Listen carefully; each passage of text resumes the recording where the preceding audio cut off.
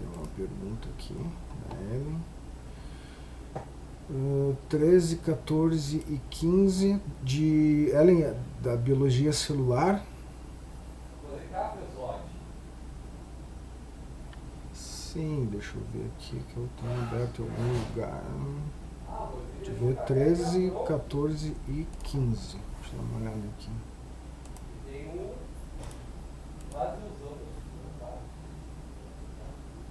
13, 14 e 15. Tá, vocês estão vendo a tela do Word, né? A gente sempre tem que dar uma conferida, porque parece que... Sim. Deixa eu ver a tela do Word. 13, 14 e 15. Vamos dar uma olhada. Deixa eu ver aqui. Vamos ler juntos, então, a Convest Unicamp 2021. Tá, isso aqui é uma questão bem atual, né? O epitélio nasal e bronquial apresentam receptores... Vou dizer uma coisa para vocês, essa questão de vestibular começa com os textos do tamanho do bonde, já me dá uma preguiça só de ver. Não é só vocês, tá? Sintam-se abraçados por causa disso. O epitélio nasal e bronquial apresentam receptores às proteínas virais do novo coronavírus, o SARS-CoV-2. A secreção mucosa liberada pelas células das vias respiratórias é importante para a formação de um gel viscoso e lubrificante com grande quantidade de água, que funciona como uma barreira adesiva para muitas partículas e patógenos. Entretanto, há vírus capazes de penetrar essa barreira formada pelo muco. Tá, geralmente, então, quando tem essas perguntas de vestibular, os caras vêm com um baita de um texto, é uma declaração, né? Eles estão contextualizando aqui. Estão falando que o SARS-CoV-2, o vírus do coronavírus, é um vírus que ataca as vias aéreas, né? E as nossas vias aéreas, né, superiores, elas liberam um muco, que esse muco serve justamente para grudar as bactérias ali e o sistema imune atacar elas. Só que alguns carinhas conseguem furar isso. O coronavírus é um exemplo.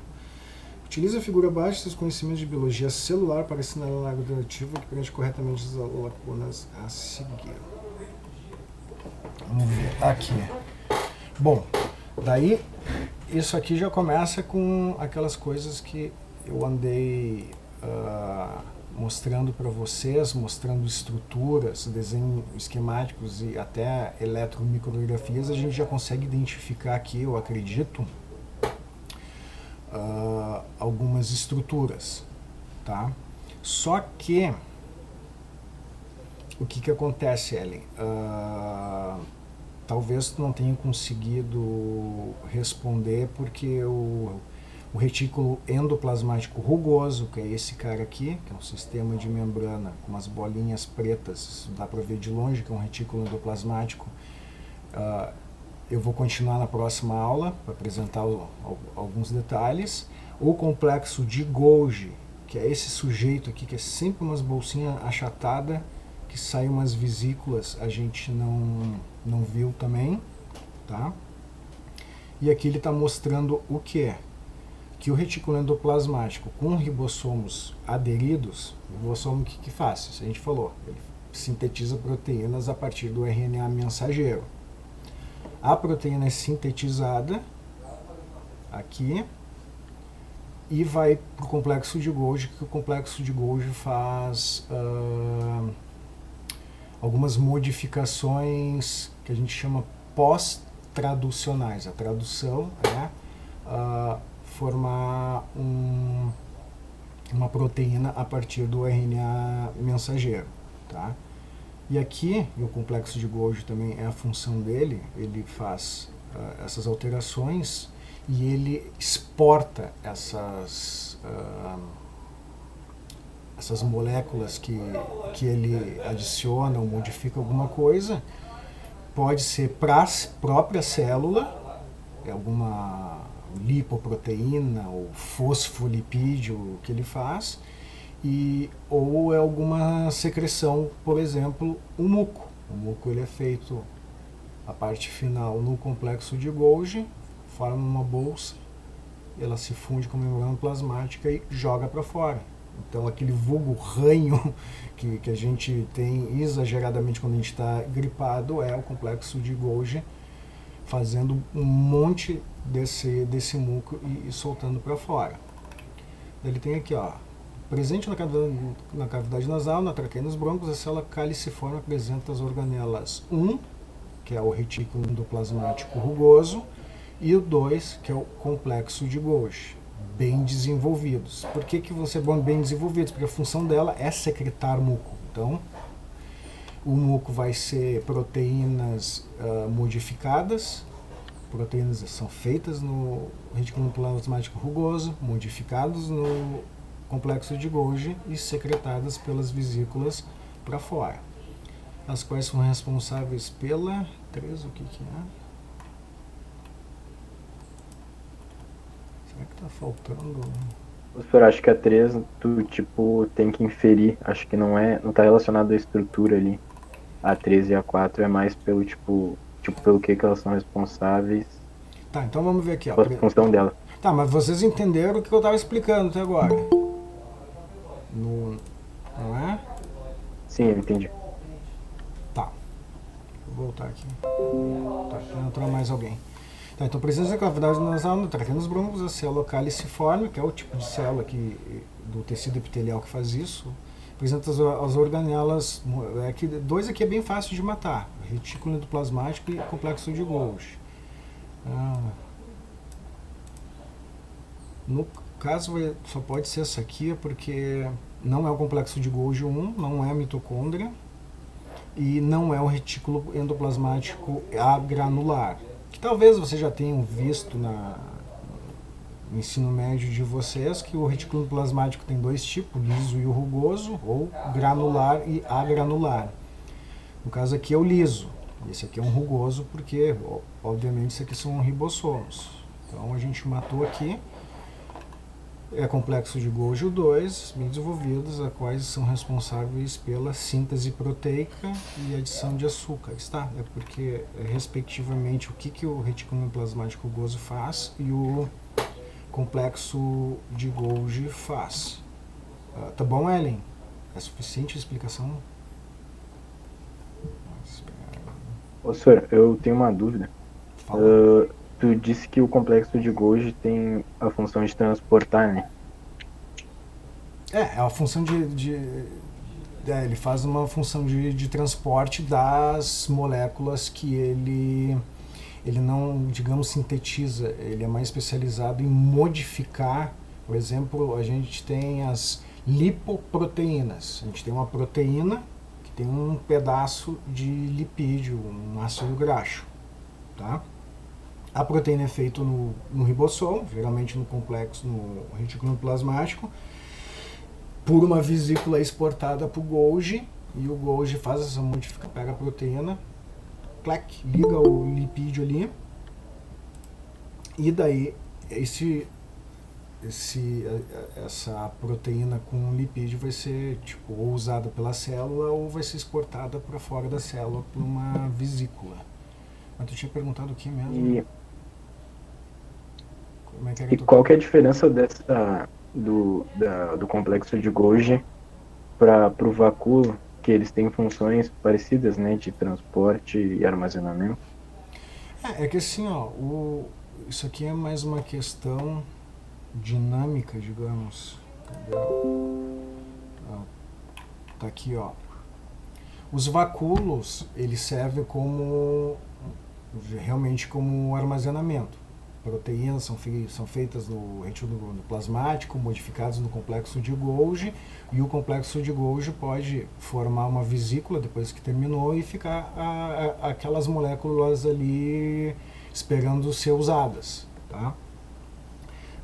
Daí a gente chama de vacúolo.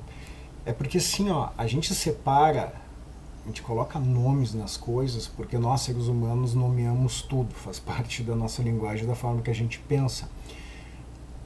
Na estrutura da célula, não existe essa separaçãozinha bonitinha, digamos assim. Porque uma vesícula que sai, digamos, do complexo de Golgi aqui, a gente pode chamar isso aqui de vacúolo. Entendeu? mas daí a gente vai chamar de bolsa de excreção, porque daí, por exemplo, determinado molécula está sendo feita aqui que é para excreção, a gente vai chamar de bolsa de excreção. Ou esse negócio pode ter uma sinalização para ficar parado aqui esperando o momento para ser usado, daí a gente vai, essa mesma estrutura a gente vai chamar de vacúolo. Por quê? Porque ela está sendo utilizada como uma bolsa de armazenamento. A célula também utiliza essas bolsas membranosas para mandar essas proteínas ou proteínas modificadas para os locais da célula que precisam, tipo um transporte mesmo da célula, como eu tinha falado, quando eu tinha usado até a analogia de o correio ali, o PS, né? Empacota o negócio e manda lá para o canto da célula que precisa de determinada substância, né? Ou essa substância secretada. Tranquilo, valeu, entendi. Alguém tem mais alguma dúvida? Senão a gente dá uma olhada na 14. E ele também o seguinte, ó.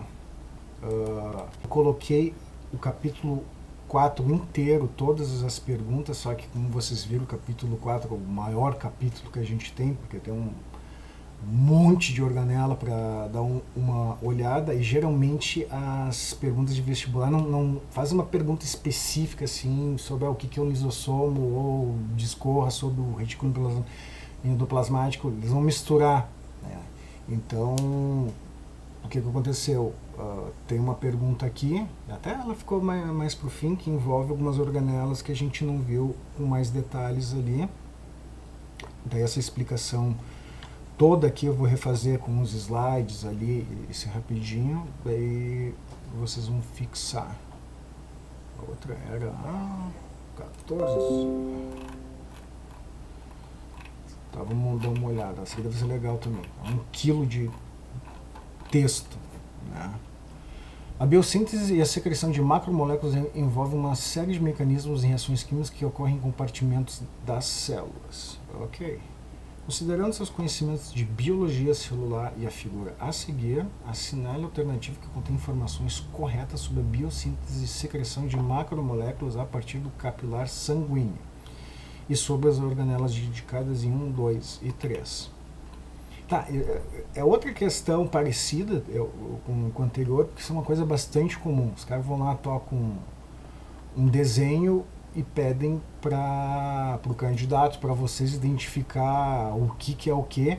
Na verdade, 2 coisas, estrutura e função. Eu falei isso no início da aula de citoplasma ali, que a gente tem que enxergar as organelas, categorizar elas com esse foco. Elas têm uma estrutura que é devido a uma função que elas exercem. Aí vamos ver as alternativas aqui. Os aminoácidos são endocitados pelo polo basal. Aqui ele está dizendo que aminoácidos são nutrientes, né, que a gente precisa de aminoácidos para montar proteínas, são endocitados. Endocitose é a entrada de alguma coisa para dentro da célula. Exocitose é a saída. Aqui a gente está vendo um exemplo de exocitose. Ele está falando de endocitose, que é o contrário. Polo basal e proteínas são traduzidas no retículo plasmático granular. Ok, isso é verdade. Essas proteínas são direcionadas por vesículas ao complexo de Golgi 2. Ok, vai ter sempre essa cara aqui, ó, que ela é meio côncava ou convexa, se tiver do outro lado, vai aparecer um monte de bolsa achatada uma em cima da outra, que fica saindo um monte de vesículo. O complexo de Golgi é uma barbada de identificar. Essas proteínas são direcionadas por vesículas ao complexo de Golgi, processadas. Processada é o que? É modificar uma substância, no caso a proteína, que é feita no retículo plasmático, e endereçada aos grânulos de secreção 3. Aqui ele chamou de grânulo de secreção, que a gente chamou de vesícula de secreção, para exocitose do polo apical. Polo apical, os caras colocam um monte de palavra mais difícil, que quer dizer a parte de cima da célula, como ocorre nas células acinares pancreáticas, que é uma célula do pâncreas que secreta substâncias.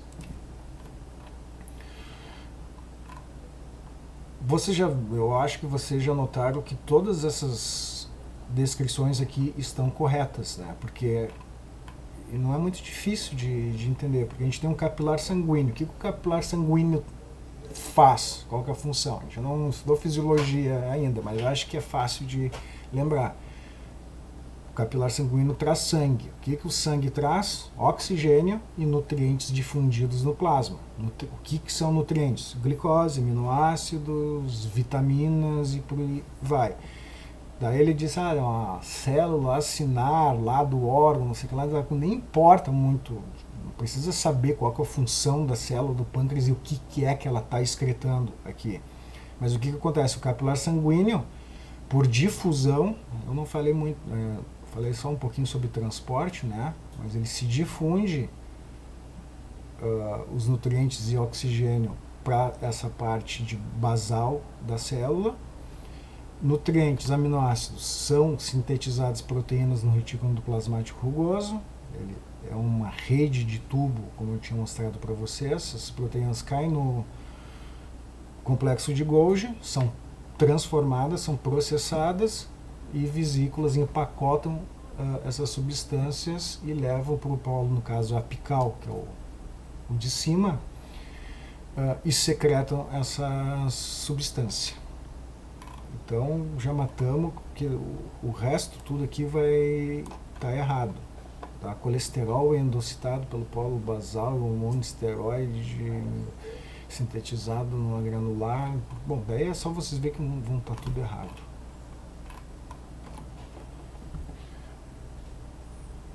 Alguém tem mais alguma dúvida aí que tenha anotado, que tenha ficado em dúvida?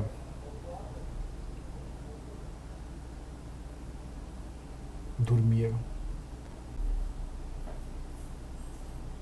Acho que a Ellen pediu a 15 também, ela não pediu?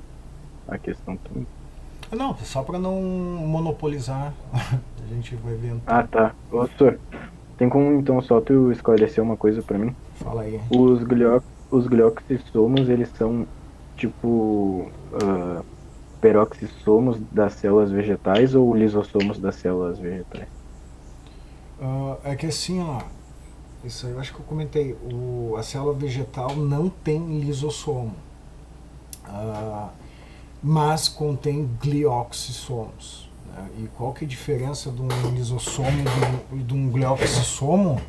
É praticamente o conteúdo dela e o tipo de enzima. Que a célula vegetal, ela tem um ambiente completamente diferente de uma célula animal, né? Então, o conteúdo dela, o conteúdo que eu quero dizer, quais as moléculas, quais as substâncias que estão dentro de uma célula vegetal, são sempre bem diferentes da célula animal, porque a célula vegetal faz fotossíntese, sintetiza ácidos graxos do tipo oleoso. E como são moléculas um pouco, mesmo que são ácidos graxos, são moléculas um pouco diferentes, elas exigem enzimas diferentes. Então a gente vai ter enzimas diferentes dentro de um glioxissomo do tipo de enzima que a gente tem num lisossomo. Mas tu perguntou do peroxissomo, né? Eu queria saber se eram peroxissomos das células vegetais ou se eram lisossomos, mas tu falou que são lisossomos? Não, então já ficou claro. No caso, o paralelo que a gente tem, como eu disse, é praticamente a mesma coisa, a função delas. Sim, exato. De degradação, mas a célula vegetal tem uma característica de substâncias que ela trabalha, a animal tem outras tipos de substância que exigem enzimas diferentes, que vão ter também produtos diferentes. Então os caras resolveram dizer, então, não, isso aqui numa célula vegetal não é um lisossomo, porque vai trabalhar com outro tipo de molécula, que vão ter outras enzimas, vão ter outros produtos, então chamar de glioxissomo, então, né? Fica lisossomo nas células animais, mas é praticamente a mesma coisa. As questões estão no drive, sim, senhor. Ok. Tem mais alguns minutos, então vamos tentar ver o que é a questão 15, né? 15. 13, 14 e 15, que a nossa amiga... E a nossa amiga parte na 13, 14 e 15 porque a gente não teve aula específica, tá bom? Vamos ver. Unicamp 2020. Em 1967, a bióloga Lynn Margulis apresentou a teoria do endosimbionte. Que eu dei uma olhada nas aulas do Thiago para saber do que se trata, se vocês tivessem alguma dúvida, e eu vi que ele explicou para vocês a teoria do endossimbiótica e eu dei uma pincelada nisso também, né? Segundo a qual micro-organismos procariontes originaram organelas celulares. De acordo com essa teoria, a bactéria poderia utilizar os fótons que chegavam do Sol e o gás carbônico da atmosfera para produzir carboidratos e liberar oxigênio. Já a bactéria tipo 2 podia gerar energia com o uso de oxigênio. Posteriormente, uma célula foi capaz de englobar as bactérias 1 e 2, sem digeri-las. Essa revolução biológica permitiu a origem de seres eucariontes e multicelulares. Então, aqui já deu toda a explicação do que é um cloroplasto, que a célula 1 podia utilizar. Que célula que utiliza fótons que chegam do Sol e o gás carbônico da atmosfera para produzir carboidratos, ou seja, açúcar, e liberar oxigênio. Ok, a gente não foi ainda em fotossíntese, mas isso é a fotossíntese. Já a bactéria do tipo 2 podia gerar energia com o uso de oxigênio, ou seja, usa o oxigênio para gerar energia. Isso aqui é respiração celular. Vocês ainda não estão muito treinados nisso aí, que a gente não chegou nisso, né?